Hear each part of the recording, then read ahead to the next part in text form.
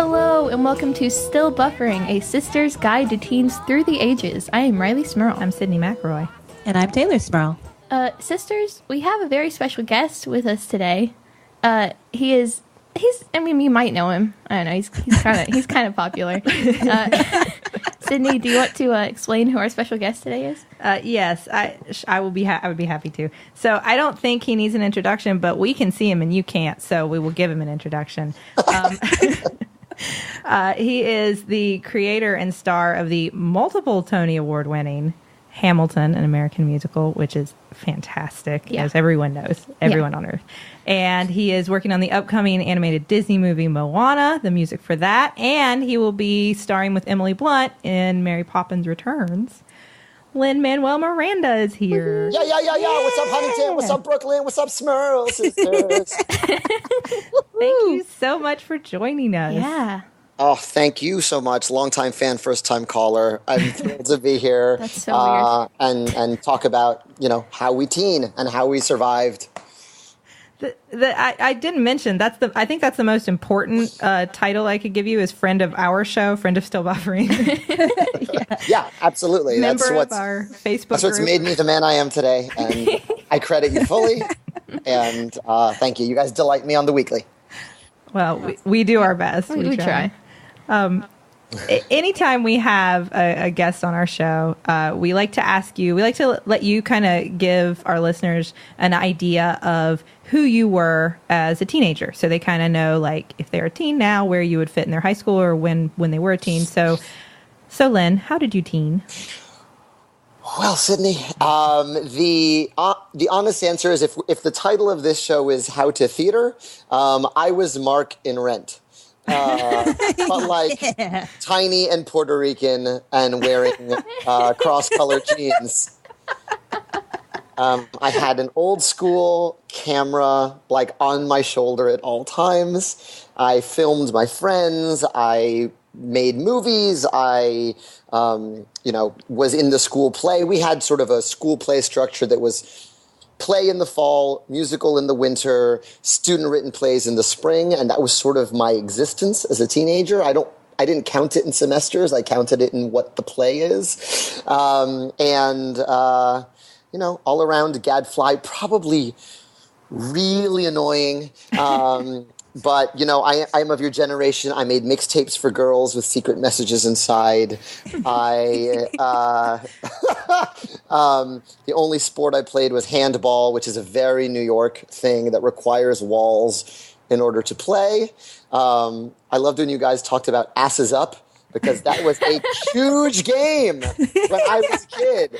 That was the game. And we had no idea what that was. No, I had to ask a friend at work who was like, how do you not know what butts up is? I was like, I have no idea what you're talking about. Yeah, butts up was... So I literally wanted to jump through the show and explain the rules when you're talking about it. Because, so it's, you have to throw the ball against the wall. If it doesn't, if it bounces before it hits the wall. So it's just a test of child arm strength. If you can't make it reach the wall before you hit it, you've got to run and tag the wall before someone else throws the ball at the wall. If you don't make it, you get an A. Once it spells asses up, there are two ways of dealing out punishment for losing. There was patty wax and there was the other kind. One, you would literally, I'm demonstrating this physically, but listeners at home, you would stand against the wall with your butt to your fellow players, and they would all try to have to throw the ball at your butt. Sadomasochistic. Except we were all so bad at throwing balls that was really a very harsh punishment. Just be missing. The other one was patty wax, which is where you would have to go through the legs of every other player, and they would just slap you on the butt as hard as you could as you went through. This was a very butt-oriented kind of... All about butts. And nothing to do with theater, but I just really wanted to explain it because, that's a very New York City game. I needed that. I know. I appreciate that. And I had not. My friend who explained it to me grew up in Atlanta. She did not tell me about this patty wax. Patty wax. I don't think that was maybe in the Atlanta variation. It wasn't part of it. I don't know. I would love to witness that. Wow. Yeah. Crazy. I appreciate that because Yeah. that helps a lot. When I didn't know what it was, and Riley was literally looking at it, Googling it as we were talking about it, and as she says butts up, I went, whoa, no, hold on. You had me at butts up. I didn't know what she was about to stumble on. I was like, don't Stop Google that. Scrolling. Don't Google it. Don't Google it. But that was really more an elementary school game. Like, we were playing regular handball by the time we were teening. No, you were too cool for that by then. Yeah, and our aim had gotten too good. It was like not so fun. Yeah, you could really hurt each other with that. Yeah. Well, and that leads us to, we do want to, of course, talk to you about how to theater. Yes. A lot of people have been asking that because, of course, everyone knows you're a little involved in theater, I think we could say. Yeah. And more famously, the three of us did theater when we were kids. Right. More famous. Very well Absolutely. known. Very well known. No, but Taylor and I grew up doing community theater as well as I did some high school theater. Tay, I don't think you did as much. By then, I was just doing set design. I did a lot of that stuff in high school. That's the best. It was a lot of fun, yeah. Yeah. And then Riley currently does a lot of for whatever reason our little town Huntington has a lot of community theater. So much. We Yeah. have like 5 different theater companies, like within 20 minutes of each other. Yeah. Which is weird. a lot of concentrated drama, by the It way. is. Like, Yeah. and I don't mean that as like a pun. Like, I don't mean like drama. I mean like, the drama. No, yeah. There's a lot Are of you that. doing very serious plays? Like, what are you tackling? What are your shows? Oh man, there's like one group that always does Shakespeare. Yeah. We never do Shakespeare. So there are some that do some more serious Yeah. works. And then, I mean, we were mainly involved in like the children's theaters. Yeah, Mm-hmm. our parents directed a lot of children's theater. And then there's the outdoor theater, which, I mean, they mainly do like large musicals and stuff. Yeah. Stuff for crowd pleasers, things. That Yeah. Yeah. The popcorn entertainments. Exactly. Yeah, the stuff that everybody kind of recognizes. There's Yeah. a lot of that. So, Yeah. But there are a couple of theater groups in the area that tackle like more serious stuff. That a lot do of one in straight shows. particular that tries to do like all kinds of different interpretations of Shakespeare in different time periods, which is pretty cool for Huntington. Yeah. That's really cool.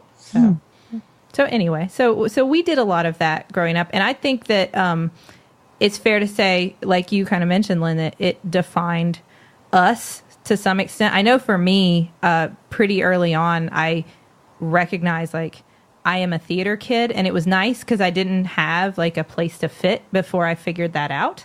I was just, I don't know, I was the quiet, the nerdy kid. Lenore. Lenore. Lenore, writer of sad poetry. I that was I revealed that recently that was my pen name when I was younger, which is now Quoth the raven nevermore. nom de plume. That's right. Once upon a midnight dreary. I was very proud of that. But love theater it. gave me a real place to belong because I found a lot of other people in theater who I think would say the same thing. Like they didn't know where else to be, and all of a sudden here was this home where I felt like it was a group of people, and I think this is probably true universally, where everyone was very accepted. Absolutely. Yeah, and it's a great place to sort of figure out where you are. I mean, who you are. I remember I didn't audition for a play until the end of 8th grade at the encouragement of my English teacher, who would just see me sort of doodling and writing sad poetry and lyrics for girls. I didn't even have a cool pen name like Lenore. I was just I don't know. sitting in Spanish class writing like, only if Amanda could look at me. But that's what got me started writing. I was sort of writing bleak songs about girls, and my English teacher was like, "You should be writing for Brick Prison," which was the name of our student written theater club. And I auditioned and got it was 6 student written plays, and I got 2 parts. One as like a young version of an older senior, play with the flashback scene in it called the Plan Play. And the other one was called Swing Line 457. It was by a writer named Rob Sosin, who's still writing. He was sort of He was the Neil Simon of our school. He had 3 plays in Brick Prison that year. He was so good that they instituted a Rob Sosin rule that you can't have more than 1 play in Brick per year. But it was about a dinner party where someone threw a stapler out the window and killed someone, and everyone's trying to figure out who it is. And I played an old Jewish man with a brother, and we were suspects. And it was really fun. But the fun part, really, there's the anxiety of auditioning. There's the waiting for the call sheet to go up, which is like the sweetest, painful memory I think I have in high school, because I remember it so many times of like, when are they going to put up? It was the cast list outside the like English department, and you were just like, we would all just stand around waiting for them to put it up.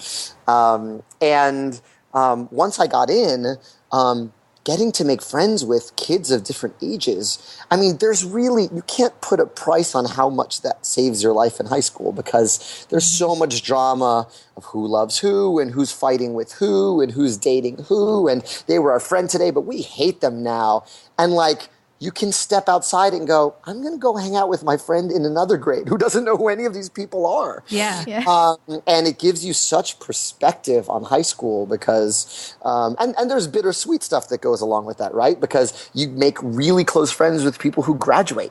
And then you're like, oh, I remember I was in love with the director of one of those plays, and she ended up going to Wesleyan and was my pen pal for several years. I have a letter from her saying, have you heard of this thing called Telnet? It's a thing called email, and you can send electronic letters. And I think my first emails were to this woman.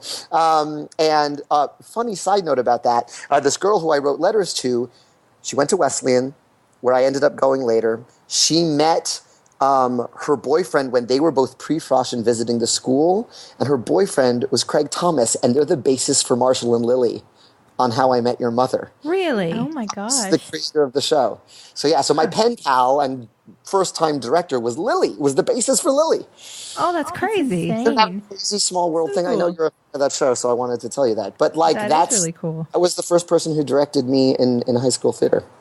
That's That's really crazy. cool. No, I want to know about your plays. Like, what was your first role in your first show that like you just sort of got the bug? the first show that I did and that Taylor did, it was actually after we had moved to Huntington. We've lived in Huntington most of our lives, but we moved around a little bit before that. Our dad worked for the railroad, so we moved around a lot with that. And it was because I had some friends through choir. We were both singers, and so I had some friends who sang, and they said, "Hey, we do this thing. Would you want to do it?" Were you an alto or soprano? Alto. Yeah. You had those hard parts that made no sense. Yeah, exactly. I sing the weird note to fill the chord. That results too in only knowing like the most unpleasant sounding part of so many songs. Yeah, I was in jazz chorus, and I don't know Blue Skies. I know bluebirds singing a song. Birds all day long. Don't know the melody. We could do a duet to that because I did that in show choir, and I only know the alto part to that, and a Never dance to seen the go sun with it. shining so bright. Never da da da da da da. But my friend in choir got me into it, and I guess Taylor, you probably just came along because I was doing it. Mom probably made you. I don't know. Yeah, well, we were new in town and we didn't really have any friends. So I think that she thought that was a good thing for both of us to do to kind of get us involved with other kids our age. So we went and auditioned for The Wizard of Oz. Was the first. It was in our local children's theater. And I was Girl of Oz number 3. I was Munchkin Elder number 2. Yes. What were your lines? Do you remember your lines? I do. Really? I had one. I do. What was it? There's a part that I don't think a lot of people are familiar with this. In this stage version of The Wizard of Oz, there's a song called Evening Star that Dorothy sings. That isn't, I mean, yeah, right. I know. You've rocked my world. What are you talking about? And it's this song about love. And I don't know why it's in the show. I just know it did exist. I promise you. And there are these 3 girls of Oz who are sitting around her doing her hair while she sings to them about love. And she says... She says songs about, stars, love, and that stuff. And the 3 of us went, stars, love, and my line was, and that stuff? That was my first line. It's great. I know. I still have it memorized. That's impressive, right? But that was when we also met the McElroys, because Justin was Lord Growly, a character that, again, I don't know exists. And what was his line? Do you remember? He had several. Oh, it was love even then. But I remember one because Dad quotes it to this day. Our dad. He does? Do you guys, Taylor, do you remember this? I don't think I do. He goes in. Taylor's blocked out. This is dark 20. days for me. He's the character who goes in and sees the wizard, and then he comes back out and tells him to go away. In this version, like, he's the one who says, like, no, he can't. He can't see like right the now. Guard. Sort of, yeah. Okay. But he's kind of. They treat him like he's above the mayor. He's like the governor. But he's not the, well, why didn't you say so guy. No. He would come out and he said, you know, I've talked to the wizard and whatever, you can't come in. And somebody was supposed to ask him, what did he look like? And Justin's line was, he was invisible. Yeah, Dad does say I that. hear that a lot. It's all coming back to me now. My dad loved that line, got such a kick out of it, and used to quote him all the time. And this is when we were like 12 or whatever. That was so great. Travis was a flying monkey. Griffin was the munchkin coroner. That is when the chipmunks met the Chipettes and the McElroy Smurl Empire was born. This is the beginning. You know what's crazy? I do have to mention, you talked about waiting for the cast list to go up. In our community theater, in the children's theater that we all kind of grew up in, the one that we did the most shows with, the way you used to find out who you were in the show was that one guy the director left it on his answering machine. Oh, right. Yeah. So he would give a time. Riley, the answering machine. Yeah, I didn't have to do this. He would have a time that he would tell you on like the sheet they gave you when you auditioned. After this time on this day, you can call this number, and when it gets to the answering machine, listen to the whole answering machine message, and they'll tell you who you are if you're in the show. But what if you're not on it and you just spent like 15 minutes listening to this cast list? It's like the meanest Santa hotline of all time. It was every kid who auditioned trying to call in at the same time to listen to this answering machine message. And so you would just sit there and hit redial and redial and redial over and over until you finally got through, and then listen to the entire thing to see what you got, or if you were even on it. It was heartbreaking often. That's cruel and unusual. Yeah. That was pre-internet, right? That was pre-Riley. See, I think this is why I blocked all this out, because that's how I found out that I didn't get the role of Annie. And after that, I wore all black. I joined the stage crew. Everything went dark. You were like, the sun is not coming out tomorrow. The lights will never shine on me. That is the thing. I would say, as much as we remember the shows we did, we used to joke forever about Taylor saying, I should have been Annie for so long. Well, and the role I got was Crybaby Tessa, which that's the second most memorable role in that show. And I had only a few lines, and there was one where that shines like the top of the Chrysler Building. No, I think that was the feisty one. I don't remember her name. I barely remember my name. But it was Sorry, in that you're never fully dressed without a smile, and we're imitating the characters on the radio. And it was like, the lovely Boylan sisters. And I introduced the three girls that sing. And I just, every time, just like, the lovely Boylan sisters. And the director kept saying, no, like, calm down. No, it's just like, you're a smooth radio jockey. And Mom was like, no, you say it the way you want to say it. Oh, So I did that with every counter performance. direction from Mom. All right, Mama Rose. It never stopped. I just did it that way every night. And he just gave up at some point. Like, that's what she's doing. Yeah. Whatever.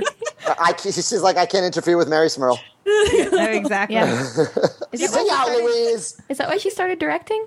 She just couldn't handle other people telling you all what to do? So From that first, Mom was involved by the end of Wizard of Oz. By the time that show went up, Mom was helping with the show. And then we were not just new to theater, we were new to the area. And here she was friends with everybody, the director, the choreographer, musical director, As she everybody. does. Yes, she was friends with everybody, knew everybody, organizing costumes, doing all kinds of stuff. She was in there from the beginning, and that was the first time our parents were involved with theater, and like in their whole lives. Mm-hmm. And from there, Mom started helping with shows, and then eventually she was choreographing.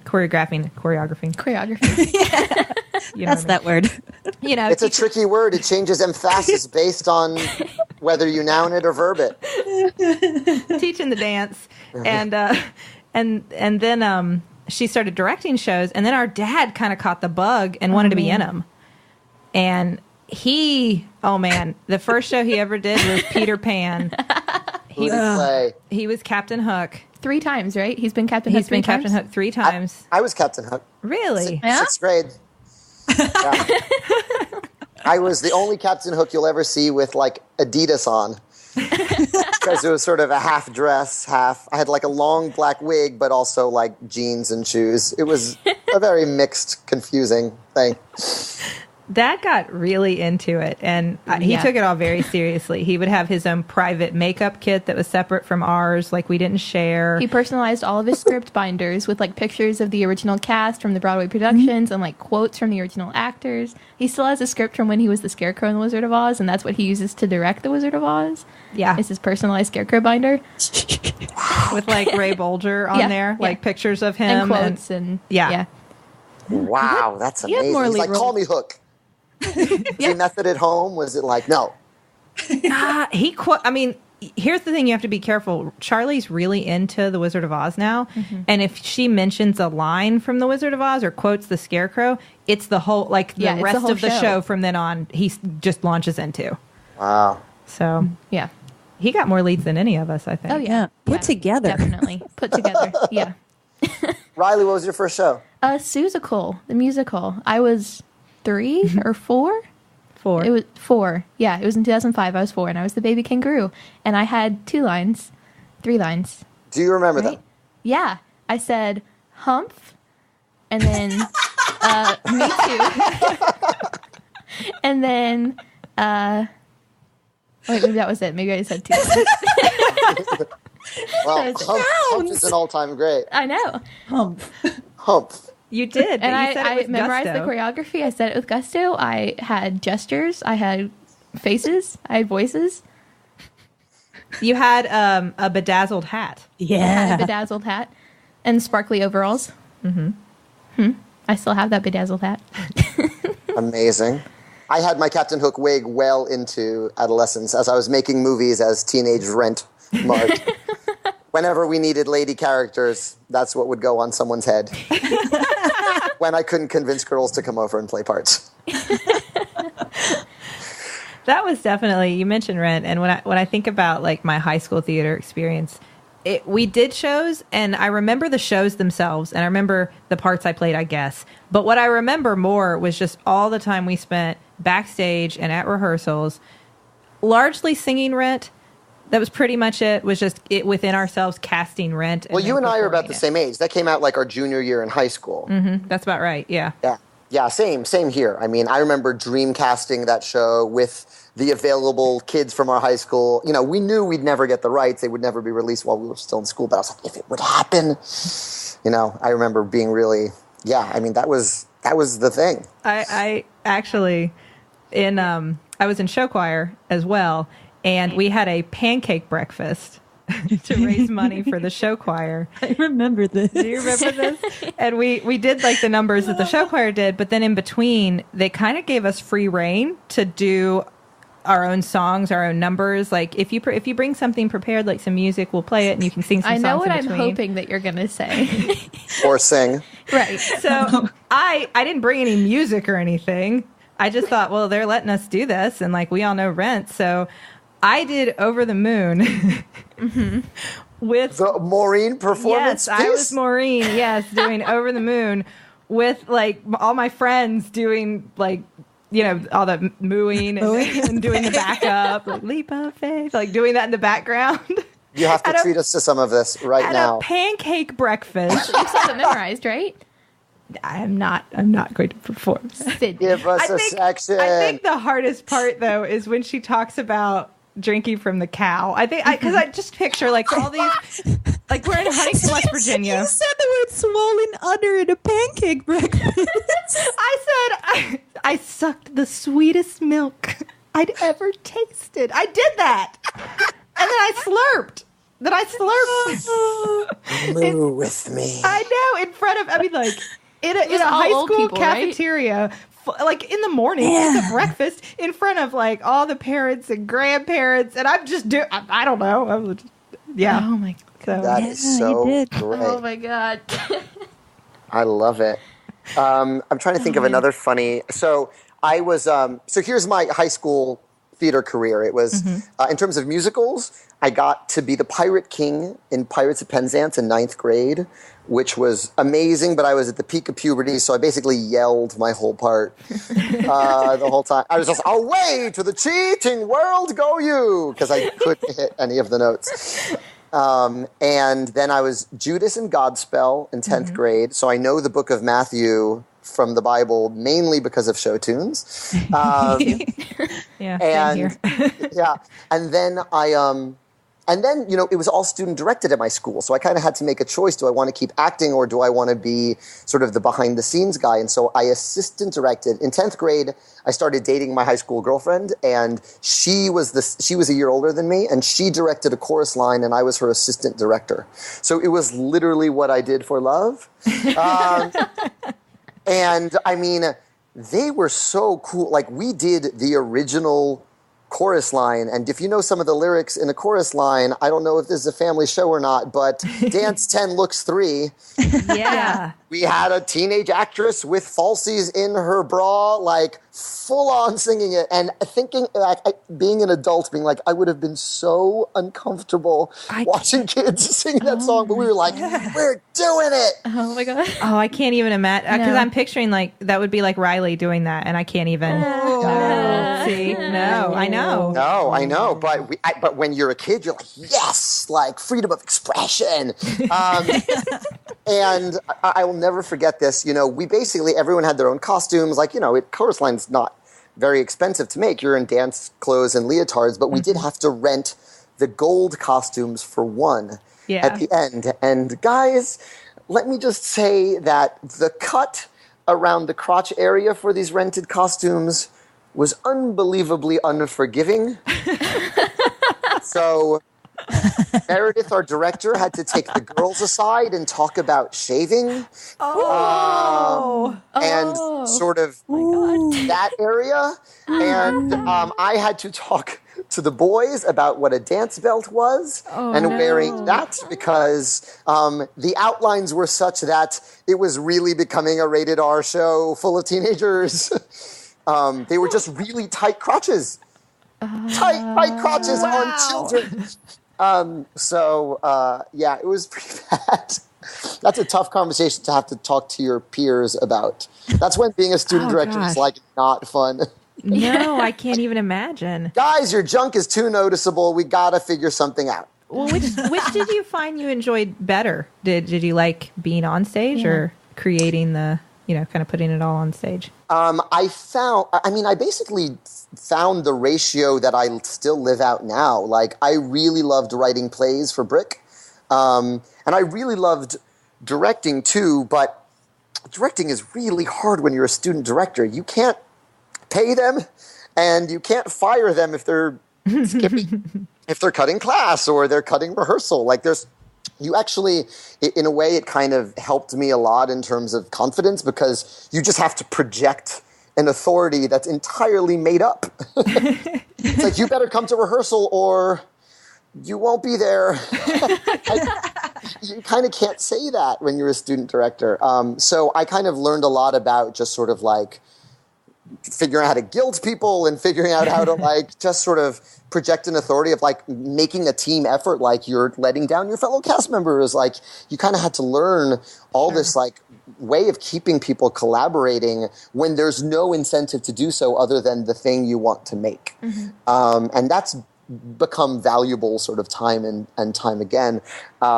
But yeah, I always liked writing and I always loved acting. Like, I directed West Side Story my senior year, and I was one of the only Puerto Rican kids in my school. So I just had to teach a lot of white and Asian kids like how to be Puerto Rican, which was really fun. I mean, it was like, I brought my dad in. My dad did dialect coaching with the kids. He taught them like phrases to yell during America so that it wouldn't be like, "Andale!" Like, he taught them authentic things to yell so they could sort of really, feel like they were authentically having a back and forth. And so I found it enormously fun and challenging, but I missed acting. I really like that, and acting and writing are sort of the same thing for me. So, but I always sort of did both in equal measure at school. I think it's interesting. I found the same thing. I didn't do any directing as a kid, but I did, like, for a period of time. It was probably because I didn't get Peter Pan when we did Peter Pan. And I was always like, I should have been Peter Pan. So I was upset about that. Should have been Andy, should have been Peter Pan. I'm keeping track. Whole life would have been different. I was very upset about that. I was a pirate and I wasn't Peter Pan.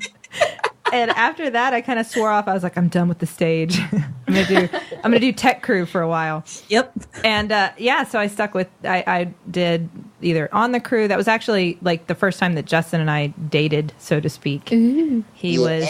I know he was stage manager for Charlotte's Web, and I was on his crew. Uh-huh. And I don't know. We shared a love for The Princess Bride. So there you go. But as you wish. I mean, that'll do it every time. But I found that because I did crew, but then I stage managed Annie. That was a nightmare. When Taylor should have been Annie. That was a nightmare. We built all these beds, all these orphan beds that were like the worst. They were the worst thing you can make for a set piece because they didn't really look like beds, but they were also really heavy and unwieldy. So the worst, like 2x4s. They were just like big wooden objects. They were awful, and we carted them on and off stage so many times. Mm-hmm. Oh, I hated that.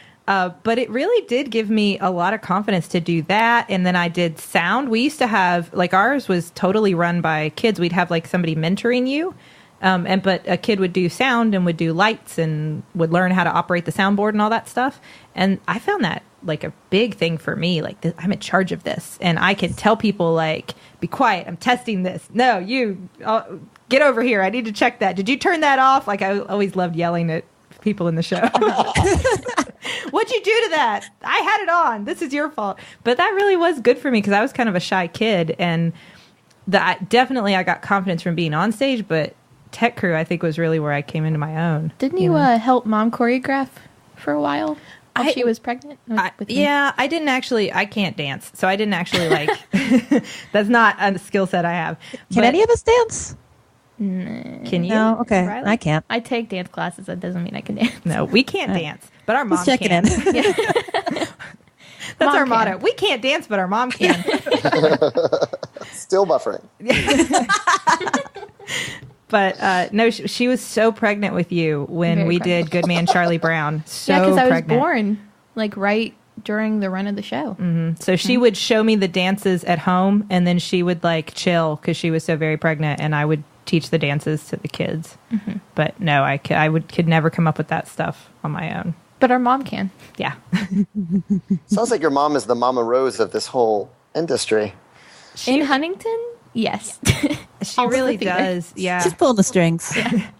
That's awesome. I know. I always feel bad because, like, man, this is really embarrassing to admit. But when I look back at, like, the times when I got to, like, have a solo or do something on stage alone, it was often because Mom was involved. I feel really bad because, like, she used to do these showcases all the time. Yep. Usually to, like, raise money for some big show we were trying to do. We would do this big, giant showcase, and we would cast all the kids to audition, and then all the parents have to come. Which was literally 200 kids. Yeah, and it would literally 200 kids, and it wouldn't cost any money. And then we would make money, and then we would do something like Peter Pan, where we'd have to fly people or something like that. And Right. that was my... She gave us a chance to shine. That's how I'll say it. Except for me.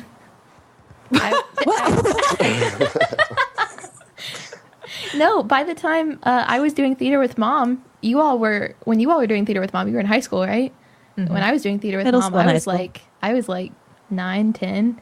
So there's no way she could like give me lead parts or solos over like these high school seniors without it being like, well, that's her daughter. You're So like, I think Riley should play Sweeney Todd in this production. But you did get, now Riley did get a lead that she earned from Justin, and I started directing From you children's all. theater. That's right. You all gave me my first lead, but it wasn't a musical. I'm just picturing all the other Huntington kids being like, I knew it! The fix is in! You were really good. Because it wasn't a straight show, because it was just acting. Because Right? there Best was Christmas pageant? Best Christmas pageant ever. We did You were Best my Christmas mom. pageant ever. I played her mom, and she was Beth, and you did a great job. She was the narrator. She did a great job. Oh, my first and only lead. Her mom, that's so cute. Was Mom involved in Christmas Carol? Because that's the only lead I ever got. Oh, that was before me. I don't think so. You got that on your own merits. As a Ghost of Christmas Past. Did you guys ever have pranks? Like, did students prank each other? We did. One I remember a lot was in. I didn't do a ton of shows with our high school because I think largely because we were doing so much community theater. Mm-hmm. But one of the ones I did was Fame. We did Fame the musical, and I was the English teacher. I don't remember her name. Anyway, I was the no fun character. I was the one who came on stage and was like, "Stop dancing, read more books." Yeah, and your tech career prepared you for that. Exactly. But I remember at one point, like one of the pivotal moments is when I discover that like the kid that I've been writing the hardest, like to do better in school, it can't read, and that's like one of the big moments in the show. Tyrone. Yes, exactly. And I go over and he's reading a book, but there's a comic book inside his textbook. And so I'm supposed to make this big thing about holding up this comic book. And somebody had taped to the front of the comic book a picture of one of the members of the tech crew who had a nipple ring with who had attached like a weight to their nipple ring that was really heavy. So their nipple was really stretched and they were just pointing at it and like smiling real big, like, check this out. And it taped this it was like a Polaroid to the front of the comic book. And so I look at it and the line is supposed to be like Superman. And it's just, yeah. So we used to do that to each other. I almost broke. I almost totally lost it. Well, we would always get wine replaced with borscht. That was the big tech crew prank. So I was in a production of The Little Foxes where we're just drinking tons of wine. It's a Lillian Hellman play, and it's beet juice. I mean, it's just the grossest. And I hated prank night. I was just like, this is serious. We've been working so hard. So I think my character was an alcoholic that night because I would just drink like 5 cups of borscht just to spite the crew, being like, you don't scare me. You can't crack me. I'll never forget one of the craziest, because, it was always this negotiation, because tech crew, they never get enough love. They never get enough appreciation. They take it out on the cast on prank night. Right. And I'll never forget, for chorus line for prank night, there was a line painted across the stage, and on prank night, it was a big squiggly line. They literally just painted over it and just painted this like Mr. Scribbles line across the stage. So you just kind of had to stand and assume you were in the right line. There was a line to stand on. It was easier, I will say, too, on tech crew to have like a sense of authority because if the tech crew is mad at you, they can make your life very difficult. Yeah. Things could get really hard, and that power that was very overwhelming for a teenager to have. I remember feeling that way. Like, if you mess with me, I'll turn your mic down. Yep. What? There. Take that. I remember when Justin was stage manager, we used to in community theater do like a tech crew bow. Mm-hmm. And I think that started when Justin was stage manager of one of the showcases we did, because he complained so much about how the crew never gets enough love. And so Mom was like, fine, you guys can come up and do a bow. So he choreographed this whole thing where they played the music from Star Wars, the Empire theme. I remember that. Yes. And they had the whole tech crew marching down the center aisle to the theme. He led them rolling down the center aisle. I don't understand. Like on his side, rolling. Like little kids roll down a hill? Yep, rolling down the center aisle of theater, leading the whole somersaults.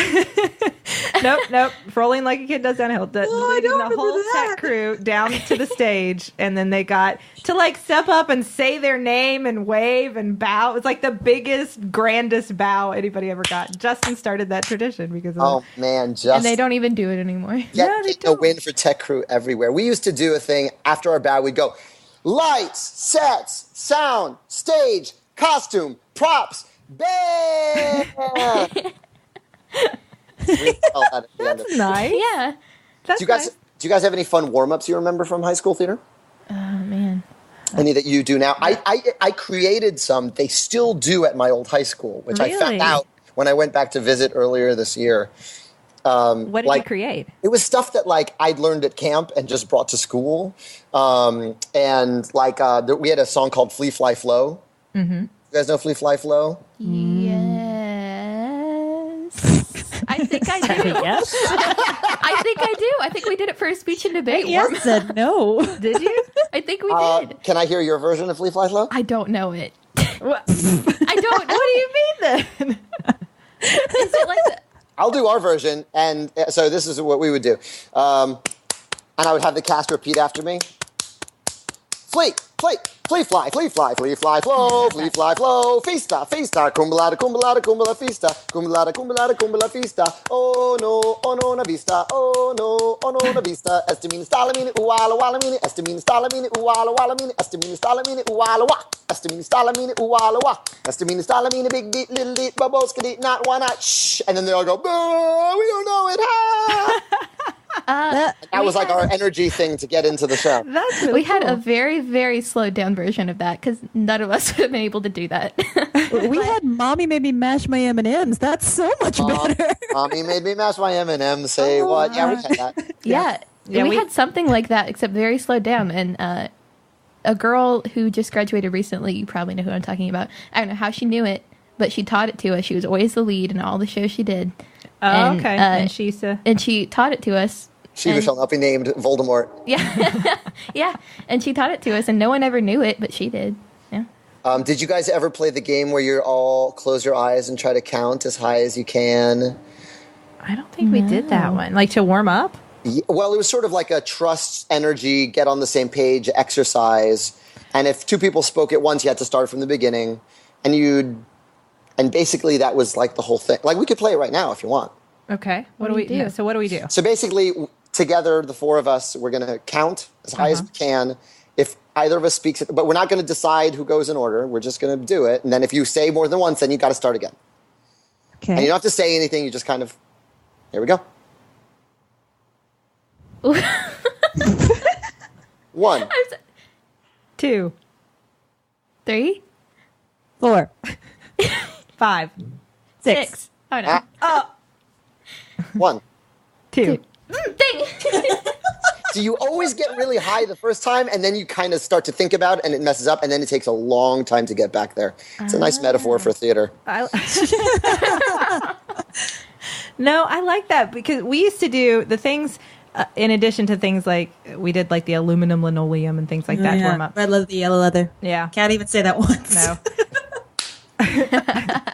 We used to do the like the shoulder rub circles. I hated that so much. Is that everywhere? That's basically why I became a theater major in college. I was like, massage circles. English isn't providing this. Purposely go to the bathroom during the massage circles every night because I hated it so much. Well, That's why I ended up in the art department. it's a limited efficiency, right? Because you can't really relax if you're rubbing someone else's shoulders. Exactly. But yeah, massage circle was like a big thing. That gets a little... See, in high school theater, that was super cool because it was like you're giving us all permission to touch each other. Like, we can just stand here and touch each other, and it's fine. Great. Awesome. I know Taylor and Riley never agree with me on this stuff. So we loved that. No, Wanted anyone to touch me. No. But in community theater, that gets a little dicey. Right. Lots of different ages, it gets weird. Yeah. Lots of adults, lots of really little kids. That's true. Yeah, and that just gets... Yeah, that gets a little weird. It's like, hey, your dad gave me a massage. That's a weird sentence. Someone probably said that to me. But it's cool because there were 30 other people there massaging each other too. So it's So I guess it's okay. fine. Hey, I guess it's fine. We carny folk, we place a premium on relaxation. No, but yeah, that fit in a lot better in high school theater, I think, where it was like, oh, we'll massage each other and we'll just keep going backstage. And We also had a tradition in the musical, not in the other plays so much, but we had a tradition of we'd have a cast sleepover, which was like a big co-ed sleepover at someone's house, and parents were around. Like, it wasn't like there was nothing untoward going on, but that was like I remember being like, I'm sleeping next to girl in my own sleeping bag, but still like, oh my God, Jenny, Sarah Klein is on one side of me and Liz Bolton is on the other side of me. These are their real names. And I can't believe it. Now they know. Now they know. I wonder if that is a universal theater experience, because we used to have, not just around shows, but we had co-ed parties with what I thought of as my theater friends, where we spent the night at each other's houses. That was not uncommon. Yeah. Oh, yeah. And I remember friends of mine who were not in the theater world would find out, like, your parents let guys spend the night at your house. Yeah. Then I spent the night at their house. And then, the night that Justin wrote "I Be Strokin" on my wall in puffy paint. Excuse me? Mm-hmm. Yep. In neon puffy paint over my bed. Rockin'. I best rockin'. I be stroking. What does that even mean? Our dad saw I Be Stroking on Sydney's wall and was like, "Oh, I best rockin'?" Right? Yeah. Oh, but that night he spent the night. Justin spent the night at not only at our house, but I had a different boyfriend and he had a different girlfriend, and the four of us slept on my waterbed, yeah. Why was that allowed? Now that I look back, why was that allowed? No, I've had several Why were sleepovers. waterbeds allowed? Yeah, that's a whole That other too. problem. Very inconvenient. That is amazing. Yeah, that's so funny. Yeah, no, there's something that's just like the rules are more lax. Like, they're theater kids. They don't know what they're doing. It's fine. Yeah. Yeah, I think there was always this perception that, we were kind of clueless. And so, like, well, what trouble are they going to get into? They're going to, like, sing songs together? Yeah. Which is what we did. Which is largely what we were doing. Right. Did you all ever, like, after rehearsal, like, on Friday nights, like, ever do anything? Because I was in Godspell, actually, and there was only a cast of 12 of us. And every Friday night after rehearsal, we would either go to someone's house or, like, go out to eat together or whatever. Did you all ever? Yeah. Yeah. I feel like Godspell in particular engenders like real cast bonding because those songs are so good, but the book makes no sense. Yeah. Like it's actually like the references, and like they'll even tell you, they'll like update this with whatever reference is popular now because they're referencing like Abbott and Costello and stuff that like doesn't make sense to a contemporary audience. So you really have to like figure it out together. Like you're like, all right, well, what gag am I going to do here? What, like, I remember just really like working on Godspell harder than like anything. And it was really about like improvising until we figured out how to stage the moment. And it was like, yeah, those were like really close bonds we formed. Oh, doing yeah. stuff. Yeah. I think that's true, because I think, now, granted, Justin and I were directing it, but when we did Superman, the musical, here. Bird, It's a Plane? Yeah, it's Birds playing Superman. And it was almost impossible to try to find any clips of people doing this show. So we basically just, which, usually you're familiar with it. A lot of the shows we do around here for community theater, like we've seen. So we have this image in our head of what it's supposed to look like. And everybody was kind of creating like what the scenes should look like and what their character would be like and everything from whole cloth, which was really cool. But Riley, would you say that, like, first of all, do you largely hang out with like just other theater people at this point? Like, is that your core group of friends? Yeah. Not as much anymore because I've been like doing less shows, I guess, as I get older, which I don't really know why, but there's like no one doing shows anymore. It's like everyone who's really good at it graduated, and it's like all of us are left, and it's like That's the other thing that happens is that like you lose your Lena Hornes and Meryl Streeps of your high school when they graduate. Like, and you're like, well, who's gonna play?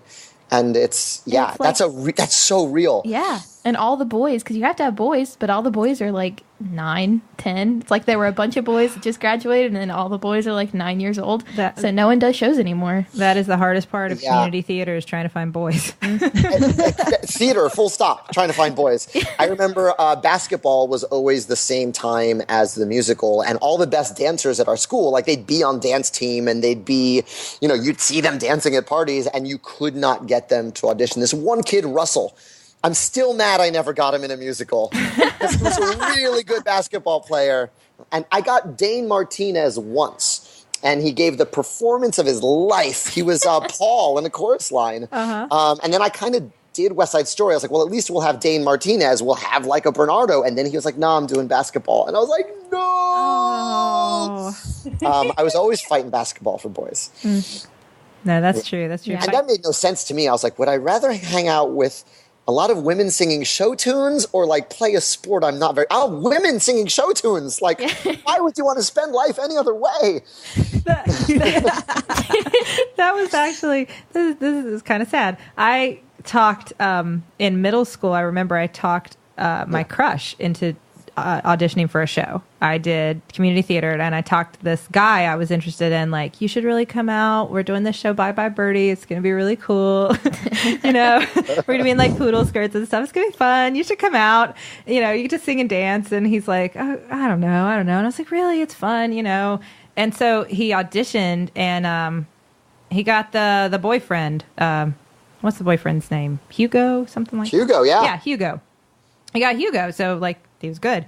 And I remember after he got Who did you play? Oh, just, you know, random girl. Random. Screaming at Conrad Birdie. You didn't get to be Kim? Nah. Did you have a solo in the telephone hour? I did. That's true. Yes, I did. What was it? Oh no, now we're gonna do this again. What was it? I did the It Won't Last. Not a Not prayer. at all. Or not at all. Yeah, see, they updated it. They did. It was not a prayer. He's too cool. She's too square. Oh, I like he's thin. She's too tall. Yeah. I don't know. I don't know. I mean, I was Conrad in 6th grade.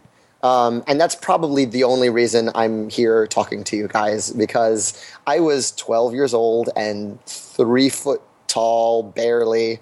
And my grandma made my gold lame jacket, and all the girls in the grade, when you're Conrad Birdie, had to pretend to be in love with me and faint when I sang.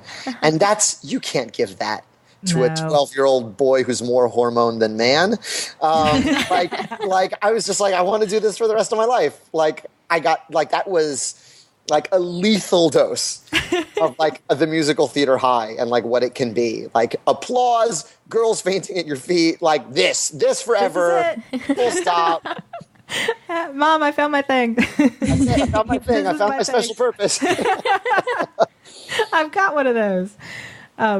Yeah, it was heartbreaking though, because the guy, my crush, he dated the girl who played Kim. He dated Kim. Of course he did. Of course he did. Of course he did. And he asked me after they cast the show, he said, this girl, do you know this girl that's going to play this girl that's my girlfriend? Is she hot? Do you know her? I'm like, oh, he sounds terrible in your impression. I know. He is. He is terrible. But I was like, no, I mean, you know, if you're into like really pretty girls who sing really well and are really talented. If you're into that. Yeah, no, it's tough. You can't really mess when a romance happens. Like when it's written in, like it's when you're a teenager, you're powerless to stop it. Like I had a Tony and Maria, and my Tony was in love with my Maria. Like that's just what happens. I have met so many Usnavis and Vanessas who were dating because they were Usnavi and Vanessa, like from high school shows. It's so cute, but it's just like, you know, you're asking them to fall in love, and then they got to do it. Yeah. No, that's absolutely true. And I think that was a lot of the fun for me doing theater was, we've talked about this before on the show, like in your teenage years, you kind of get to test out all these sort of like adult emotions and adult scenarios and adult feelings in like safe spaces, and theater was the ultimate experience of that, where like great loves and horrible dramatic breakups that everybody knew about, and then everybody like comforting this person, and then I don't know, I loved that. I loved being part of it, because then, you know, you could also hide from it in your bedroom when it was too overwhelming, but that was theater for me. Yeah, totally. Definitely. Real quick, what was your all's favorite show ever that you did growing up? Favorite role, favorite show?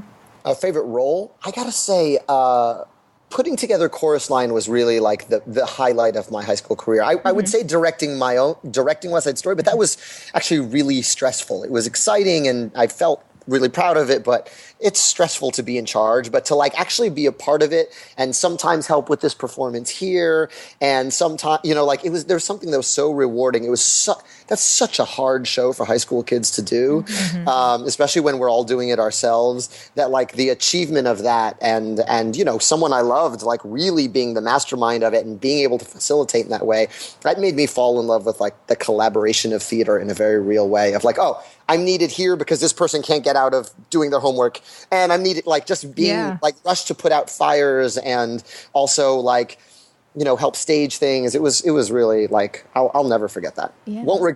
Can't forget what I did for life. I think I would say that as much as my favorite role would have been playing your mom. I love playing your mom. I'm the best pageant ever. That wasn't my favorite role, but go ahead. Burn. I felt really close to you. I'm just kidding. It felt very natural. I'm just kidding. You just move right on past that. It was Then. believable. What's your favorite? I think for me it was when I got to do like directing, like Superman. That was Superman especially. That was a very special experience for me in theater. Definitely A Christmas Carol. Not just because it was my only lead role, but and you're talking about like being friends with people of different ages. The gentleman that played Scrooge was like in his 60s, 70s at the time, Jim Stone. And I was in middle school. I think I was a 6th grader.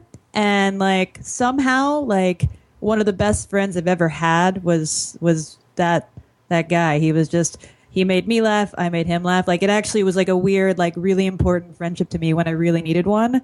And I would never have found it in any other facet. Mm-hmm. You know what's cool about that, Taylor, is that you sort of got your moment of redemption in terms of Annie with Jim Stone in one of the showcases we did. Yeah. Taylor and Jim performed. I don't need anything but you. Oh, I'm poor as a mouse. I'm richer than Midas. They were so cute. Taylor was little in a little tuxedo. Yeah, we wore tuxedos. They were so cute. Yeah. Mom found that footage recently and sent it to me, and I was like, oh no. Oh, I expect to see that fully on the Facebook group. We have to share that. Other collective will see that happens. Yesterday was plain awful. You could say that again. I don't know though, because if we share that was the same show where me and 3 of my very angsty friends. Gosh, that's right. Oh my gosh! So you did the Smashing Pumpkins? Is that when you did that? What? What Smash Pumpkins did you do?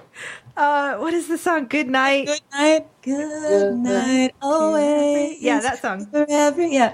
That song. We did that. Little flower in your heart. Right. Exactly. This one guy played guitar, and then there were 4 of us, and we sang it, and it was all very like. And one of you danced, right? And you wore these like flowy Angela skirts. did like a lyrical piece to it. We did, and it was so like. I guess it was emo. I guess we were emo before emo was emo. By starlight, I'll kiss you. And like we wouldn't look towards the audience. We just looked up and to the sides and at each other. Mm-hmm. Oh, I hope that's what it's there. about. I hope Mary it's on Smurl there. I've seen it. We do. Mary Smurl, you have a lot of work to do after this episode airs. All right, Riley, what was yours then? If it wasn't Being My Daughter. That was my favorite straight show I've ever been in. Like my favorite play I've ever been in. Second place, Sid. Yeah. Okay, I'll take it. My favorite show is probably Godspell. Just because it was like such a close cast. And all the music is so great. What was your tune? What was the tune you got to sing? Day by Day. Oh, the best. Yeah. Everyone hated it by the end of it because just, the same 3 words over and over again. And the harmonies are awful to learn. But I didn't have to learn any of them. So, my favorite role was probably Violet in Willy Wonka and the Chocolate Factory. I've seen pictures of that. Yeah, got to wear that giant suit. I was only on stage for like when I got to blow up into a blueberry, and then when I got to sing this awful song. But you were really good. You were really annoying. Like like you're supposed to be. Right. I think it was the closest thing I've had to like a lead. Mm-hmm. Yeah, it was great. That's awesome. Yeah. But that's the fun thing. Like, we've said that a couple times. Taylor and I have both talked about, like, we never had a lot of leads, but it didn't matter because it was just so much. It was our world. It was like, we've talked about before, finding your tribe. That was where I found my tribe for sure. Mm-hmm. Everybody was happy. Didn't you just live for the cast party? You just take over an Applebee's, just roll in like a boss. We need 8 tables. I got my crew. You are bringing back such traumatic memories. In New York, the only place that would accept a reservation for 130 kids was Dallas BBQ. We'd go to the Dallas BBQ on like 74th and 3rd, and we'd never have enough money at the end of the night. Like, I don't think we would always be like, all right, guys, we're $100 short. So if everyone could just put in like $5 more. because it was student run and we'd be banned every time and we'd go back every time. But the trauma of like, we're never going to be able to afford this because some people are like, you only had bread. Like, it was a fight. It was such a bad fight. I don't know what that would be like now as an adult, because I remember like those cast parties, we were singing and yelling and dancing around because we thought we were the coolest teens, and I don't know what that would be like as an adult to like be party to that now. I can't even imagine. We were probably nightmares. Although I do, one of my favorite memories is from one of those Dallas BBQ evenings. It was that first show I did, the where I was in the Plan Play in Swing Line 457, and there's a senior who directed the show. His name was Matt Corahayas. He's a filmmaker now. And he like turned to me really intensely. I was in 8th grade. He was a senior. And he turned to me and said, Lin, it goes by so quick. Sink your teeth into this school. And wow. I was like, yeah. I'm going to sink my teeth. And I like really sort of took that to heart. And I really kind of tried to make as much stuff in high school while I could, because he kind of gave me this like elder, like as he looked on from his virgin strawberry daiquiri. And it goes by so quick. Sink your teeth into school. And I've sort of never forgotten it. And that's really stayed with me till today. I was going to say, I could see that continues to stick with you. I think that's fair to say. Yeah. Yeah. Yeah, it's pretty wild. Mm-hmm. Well, guys, this has been a lot of fun. And I really enjoyed reminiscing about theater because those were just some of the most fun times. Mm-hmm. And Lynn, thank you so much. Yeah. Thank you guys. This was a treat. I'm such a big fan of your show, and it's fun to talk about all this teening. That's so weird. It's so weird. Hey, we're a fan of your show. Yeah. Oh, thanks. Mary Smil, I look forward to those cuts on the Facebook group. I'll see you all there. All right. Well, thank you for listening at home. Thank you, everybody who tunes in for our show. Thank you to Maximum Fun for letting us be part of this wonderful network of podcasts. And thank you to the Novellas for your theme song, Baby Change Your Mind. Yeah. This has been Still Buffering, a sister's guide to teens through the ages. I am Riley Smurl. I'm Sydney McElroy. And I'm Taylor Smurl. I'm a teenager. And I was 2.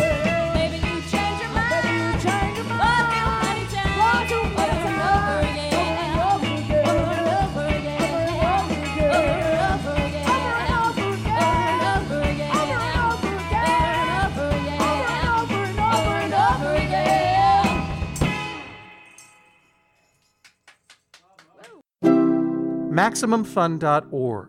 Comedy and culture. Artist owned. Listener supported.